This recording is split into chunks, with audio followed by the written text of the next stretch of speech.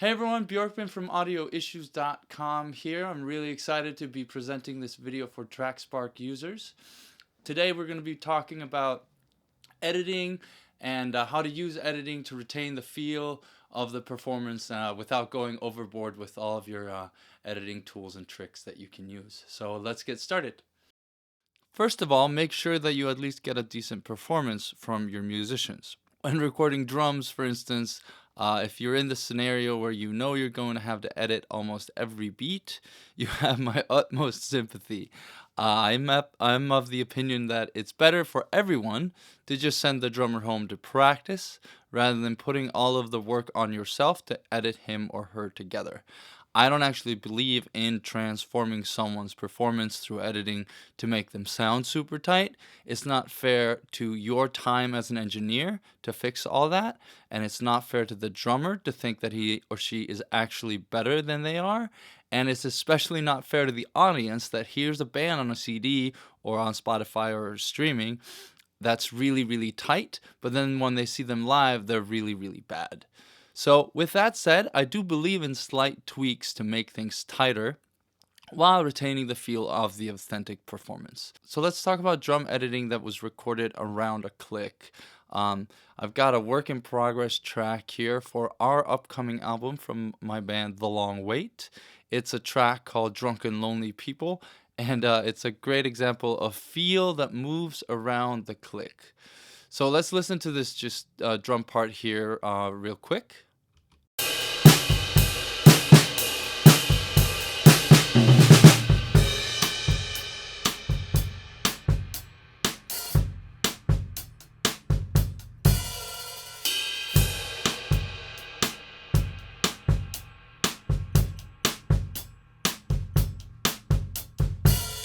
All right, so there's pretty good feel there. There's some push and pull because of the nature of the song, and the personality of our drummer comes through. But if I put the click on, it's kind of hard to listen to because the push pull is very evident, but the click doesn't feel like we do, and the shuffly feel of the drums would be destroyed if I let the click dictate how I should feel the music. So let's listen to that with the click here.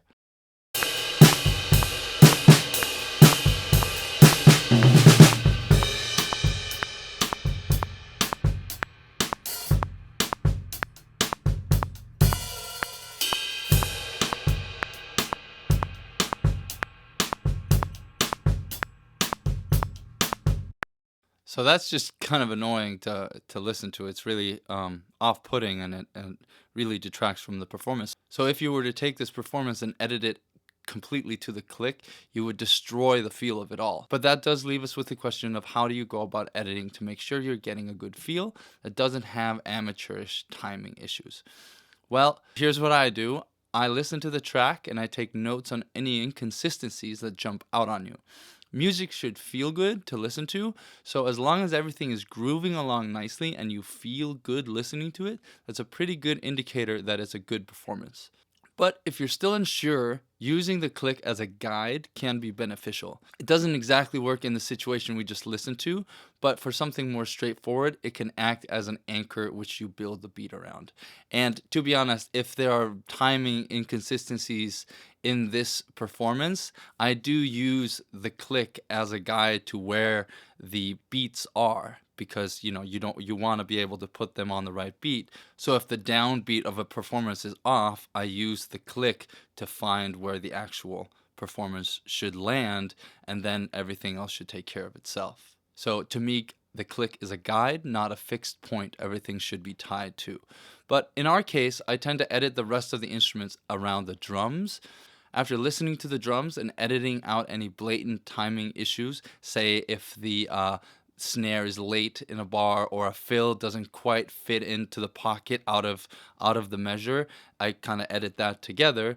But then I listen to the rest of the instruments and edit them around the feel of the drums, because that'll help you have a groovy foundation that's great for building the rest of your track around. So editing the instrument that stays the most consistently groovy throughout is a good bet.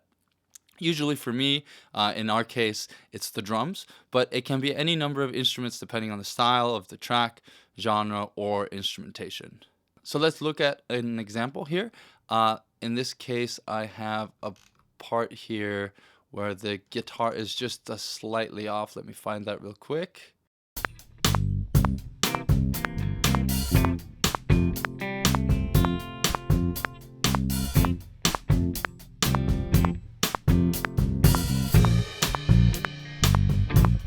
There we go. You heard that? That was slightly early. So what I do in Logic, and there's, every DAW software has something similar to this. I use the editing here, so I just cut it all into slices, and that means I can edit that one hit into place. This is flex time in Logic, but I think most DAWs have a version of this in a way. So let's find that bit again.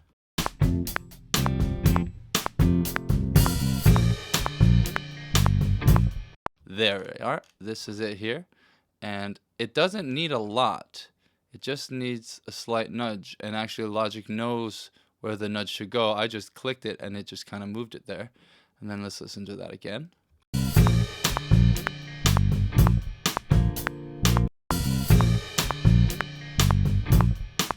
See, that's way better than this one here. See, that doesn't feel right to me. So putting it over here makes it feel better. Let's take the click off so we can actually hear the feel.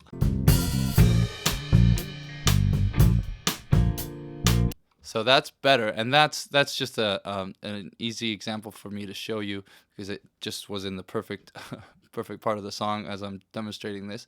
But that's what I do with all the instruments. I listen to the bass, and if the bass doesn't groove with the drums in any way, I try to move that bass around so that it grooves consistently with the drums, because once you have that great foundation, you can really get a great mix, a great song, a great production. And editing helps take those ingredients you put into the song during the recording phase, it tightens them up together so that you end up with a really cool session that you can mix well without thinking everything sounds off because the timing is off. All right, now that we've looked at figuring out the foundation from a timing perspective, I also wanted to touch upon pitch correction from a performance perspective. I look at tuning as an editing tool because it helps take the recordings and make them tighter, in this case not in time, but in tune. But there are some things you should keep in mind when tuning vocals especially, because if you're too heavy-handed, you'll kill the performance. I touch upon some of these issues in my editing package and quick mixing with stock plugins on quickmixing.com, but I'll share the most important parts here. Let's look at the song Coming Back, again with The Long Wait off of our upcoming album. This track is incredibly important from a performance perspective because it's about real loss, death, and heartbreak, so kind of an important song to get right. None of the tools in your arsenal should trump getting the musical message across. So when you know you have an important song with a personal message, you need to honor that in how you approach the production. So let's listen to the first verse right here. Sailor, won't you save me? It's cold down here, and I'm running out of air. Doctor, won't you heal me? They tell me that I'm fine, still I'm aching all the time. So this is a comped vocal from a few tracks because during the recording phase we ran it through quite a few times to get the right feel all the way through. I took notes, and in Logic you can take notes right like here, but there's probably note software or notation devices in all your other audio software, whatever you use. I took notes on the most powerful overall performances that I then used as anchor performances that are good most of the way through, but if there's a word or a phrase that I think can be better, I'll go hunting for it in the other takes. So I know that vocal take 7 and 8 felt really good, and then 14 felt good too, and then I sort of used, I think 7 was the best, so I started with that one, but I always compared 7 and 8. So let's look at that just in context here. So let's compare take 7 and 8 just so you know what I'm talking about here. Sailor, won't you save me? It's cold. Sailor, won't you save me? It's So I ended up with 7 for the first line because it's just slightly fuller, and Liz's phrasing is slightly better with the music, especially around this part right here. Her vibrato is also stronger and more controlled, and then there's just an extra energy there that I can't hear in take 8. So that's what I do with the rest of the song then. It's a little tedious, but necessary for a great final product. And for this project, my comping rule was pick the vocal take that's so hauntingly beautiful, it almost makes you want to cry. But when you end up with a great comp, you might need to do some slight tuning tweaks if something is just slightly flat or sharp. So I'll show you that with this audio performance I've comped here, and you can take a listen to that. And as you can see, there's some slight pitch issues, obviously, but these are, this is just 0.006 off, which is so minuscule you really can't hear it that much. It's only when it becomes a different note or somebody hits an actual wrong note, it isn't just slightly flat or sharp, because everybody's slightly flat and sharp. So you have to make sure you don't go overboard in fixing pitch, because it can adversely affect the emotion of the singer. Flex pitch doesn't understand vibrato and emotional delivery, so you need to tread that line. Basically, the same applies to flex time as flex pitch. Those are logic terms, but you know what I'm talking about. Only fix stuff that's obviously out of tune or doesn't groove in time at all. A little vibrato is just feel, and the same goes for drumming around the click, as I talked about earlier. So as an example, listen to these 2 bits here. Sailor, won't you save me? So if I were to take this mi and set it to perfect pitch, Won't you save me? Save me. that mi sounds sterile when it's put into perfect pitch to me. There's a very subtle effect happening at the end of the line as she lets go of the note. That's diminished when you put it into perfect pitch because it's trying to hold that note in the same spot. So it's similar when you put sustained and vibrato notes into perfect pitch, because the vibrato performance the singer gave you is lessened. So it's not really the same performance anymore. So if you spend all this time comping your vocals and then pitch them all perfectly, you kind of destroyed what you just did. But here's another example. In this final line here, it's all over the place. So this is negative 0.33 flat. But if you listen to it, They tell me that I'm fine, still I'm making all the time.